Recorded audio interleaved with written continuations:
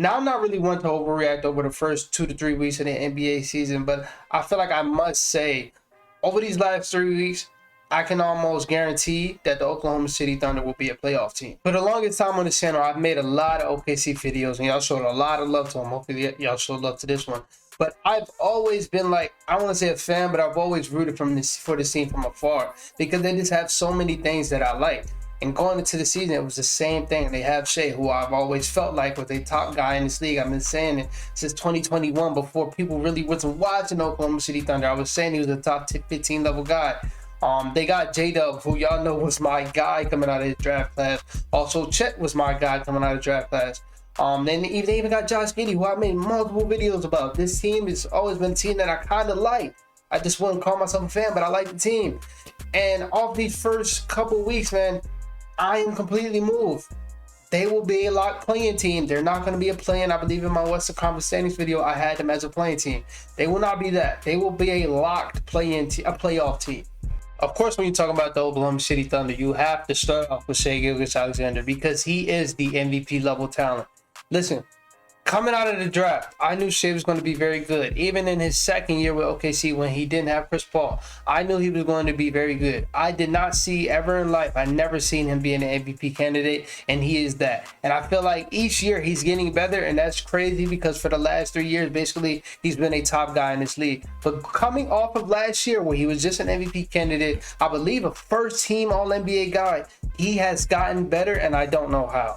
This year, I think they've given him the ball a lot more, which says a lot because he already averaged 30 last year. But this year, I feel like they've taken the ball out of Josh Giddey's hands, which I will talk about later on in this video, and giving Shai a lot of the playmaking responsibilities. And I feel like he has thrived in that. I feel like this is the best I've seen him when it comes to playmaking. Now, when it comes to his scoring, it's still the same thing.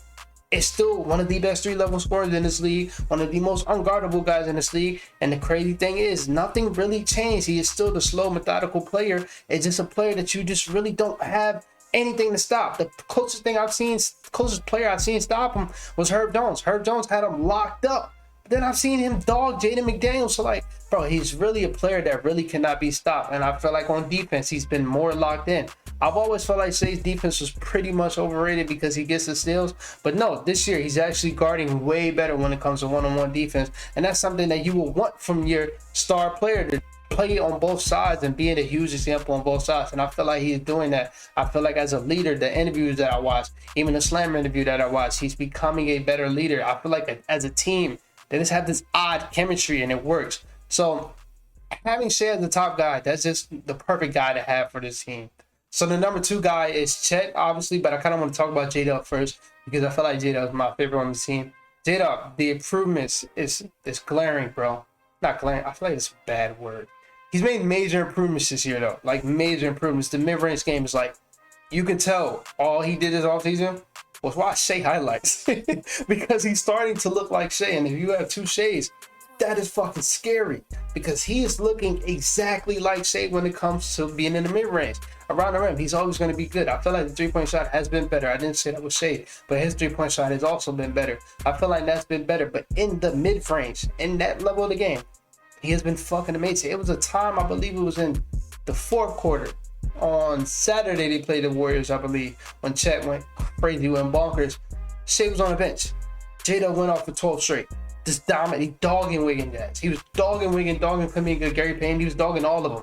And that just shows his growth, bro. And that, I got to talk about Mark Daigneault too, because the faith that he gives in these young guys is just something I really haven't seen before. But J-Dub in that mid-range game has gotten a lot better.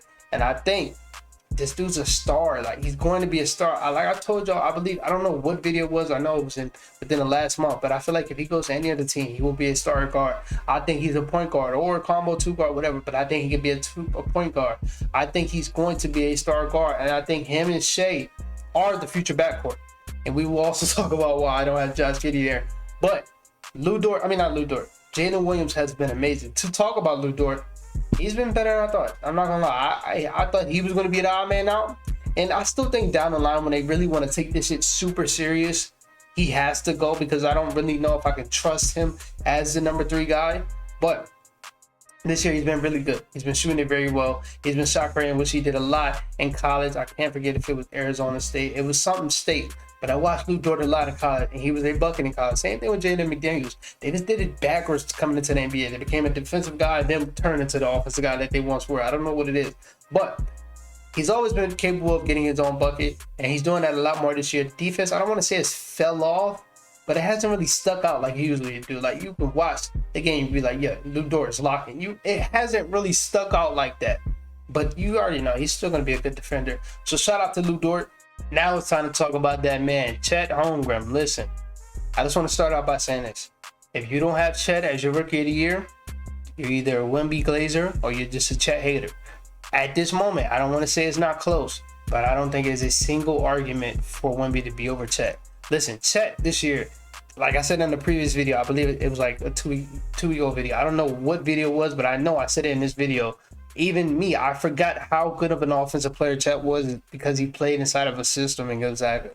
And what I've been seeing over these last, 3 games, Mark Daigneault is letting him loose and letting him score when he wants. And that is a scary sight. But let's talk about the defense. He does things on defense that really just won't show on the stat sheet. Already, I would comfortably say he's a top 10 defender in the league. Top 10. Only averages 2 blocks. But the fear that he puts in these other guards, these other fours, to even come down there. He's only like, 180 pounds, wet? But they have legit fear to come down there because he's one of the best rim protectors in the league. And then when they ask him to guard the perimeter, he's even good at that. He's just too talented on the end. But then you take it on the offensive side, and what can't he do? He can score at all 3 levels. He's having one of the most efficient rookie seasons I have ever seen in my life. He can score on all 3 levels. He can pass better than I even thought he could. He can handle the ball better than I thought he could. At times, they're letting him grab it off the rim, and they're letting him push. And that is a scary sight. That opens up the floor so much. We're seeing it with Evan Mobley and the Cavs. They're letting him open up the floor. They're letting him grab it off the rim and push it up the court. That's opening the floor so much. And we're seeing them doing that with Chet. That is a scary sight. And then the thing that I realize is, you ever heard that it factor? He has that. The it factor that they say Anthony Edwards has, the it factor that I think De'Aaron Fox has, that I kind of want to make a video about him too. Chet has that. He's not running from no fucking. You even seen it in preseason when Wemby headbutted him, and he was like, "That was a crazy." And they posted like he got dropped, and he was like, "That was a crazy headbutt." Like, he just has that it factor. The coach, shout out to Mark Daigneault, because this shows how much faith he has. They're down by 3 with 1.9 seconds, I believe. You have Shai Gilgeous-Alexander on your team. I've seen him make plenty of step back threes and win games. Seen against the Clippers, seen against the Pelicans. I've seen them do that a lot. For him to have all that faith to run the play for Chet to hit the game-winning shot in the league, that showed you. I mean, in the game, that showed you a lot. And then for him to hit that bitch on that, a fadeaway at that, turn around fadeaway at that, and then turn around to look at Andrew Wiggins in his face and say, "This is my game, motherfucker." To talk his shit, he has that it factor, bro. Not running from no smoke. And to have this duo, Shai's only like 25, Chet is 20, 21. To have this duo for the future is not fair at all. And then you have Cason Wallace and Jalen Williams and potentially Josh Giddey. It's just not fair to have this duo for the next 10 to 15 years. It's not fair. Now let's go to some of the negatives. Everything's not going to be positive. Josh Giddey. I don't want to be like everybody else and just look at the stats and say he's looked bad, but he has looked out of place, and I feel like that's because they're putting the ball in Chet's hands more. I mean, in Shai's hands more and J-Dub's hands more, and that's not really saying nothing about him. It's just at times there's better options. Of course, Shai's going to be the better options, but J-Dub being able to create his own shot at a way better level just says a lot. And what I think is, he's playing out of position. At times he's playing at 2, at times he's playing at 3. Listen, Josh Giddey, I was about to say J-Dub. Josh Giddey is a point guard, a very good one at that. I think if we looked at him on the Spurs or any team that needs a point guard, he would be, if he was on fucking Raptors, he would be viewed very high, because I do think he is a set point guard being actually do other things. Same thing I thought with DeJounte Murray last year, but I don't want to talk about that. But Josh Giddey is a point guard. He's actually do so much. So once he gets the ball, you see him kind of be hesitant with it, because he don't know if he's not a playmaker to shoot, because he has to get his own. But in his mind, I am a point guard, so it's hard to do both. That's why he's kind of been indecisive. But he showed some little flashes of being a better shot creator this year. It's just J-Dub is just that nigga, and Shai is just, you know what I'm saying? So it's hard to do that. But Josh Giddey, I wouldn't mind seeing him on another team, bro, because I just don't like the fit. I don't like the same thing with Lu Dort. I don't like the fit with either one of them. Even though Lu Dort's been playing good, I don't like the fit at all. I think when this team's ready to win, the two positions they need is a 3 and a 5. Because do I think Chet's ever going to be a really good rebounder? I don't really think so. So I think he needs the Wemby treatment. I think the same thing with Wemby. They both need to. They both need that center next to him, and I just to help them out just to get rebounds. But at times they might be able to play the 5. But when this team is ready to win, they need to go out there and get a 3, because that's something. And a 3 in the center, because I feel like they need to get bigger, because they are very small right now. Even though Chet's 7'1", 7'2", and he's really like 7'2", 160. He's small as shit, so they do need to get bigger. But another negative is I haven't really seen much from Ousmane Dieng and Trey Mann. Just fell out the rotation. I understand though, because the dude they got from overseas has been very good, but that can be a negative and a positive, because you can flip those motherfuckers with all of them picks you have and buy in. OG is ready to be shipped out of Toronto. I was about to say Zach LaVine. Even Pascal is ready. I think Pascal will fit perfectly with the team. He's ready to be shipped out of Toronto. It's some guys out of there that's ready to be moved. And that's why it's a positive to have these young guys, because at the end of the day, they're still young. Ousmane Dieng is 19. Trey Mann is probably 21, 22. That has a lot of talent. It's just not going to fit when I have a Shea and Josh Giddey and J-Dub over. It's just no point of having a Bucky guy. So those guys, they can even be patient with them. Well, mostly talking about Ousmane Dieng, because Trey Mann, it's no point.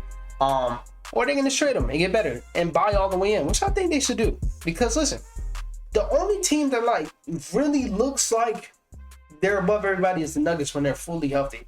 Lately, they haven't been looking good. Like, we picked them apart yesterday. But when they're healthy, I trust them a lot. But other than that, who's really, you know what I'm saying? Who's the head honchos? Warriors look shit. Lakers every other day. Clippers is the Clippers. Pelicans get hurt too much. Sacramento, I'm about to start talking about them as the head honchos, especially if they make moves. But I will buy in. I will really buy in. But also, shout out to Cason Wallace. He's been hooping. I feel like every time I watch him, I haven't seen him miss a shot in my life. Also, to show why Mark Daigneault is a very good coach, he had Cason Wallace on Steph Curry for the whole fourth quarter, and Cason Wallace did a very good job. That's just, the faith that he puts in his young guys is something you just don't see a lot. So shout out to them. Like I said, lock top 5 seed. A lot. I trust them more than teams like the Clippers. At times, I even trust them more than teams like the Lakers. I obviously trust them more than the Warriors. I trust them more than the Pelicans. They just have a set foundation, a set system.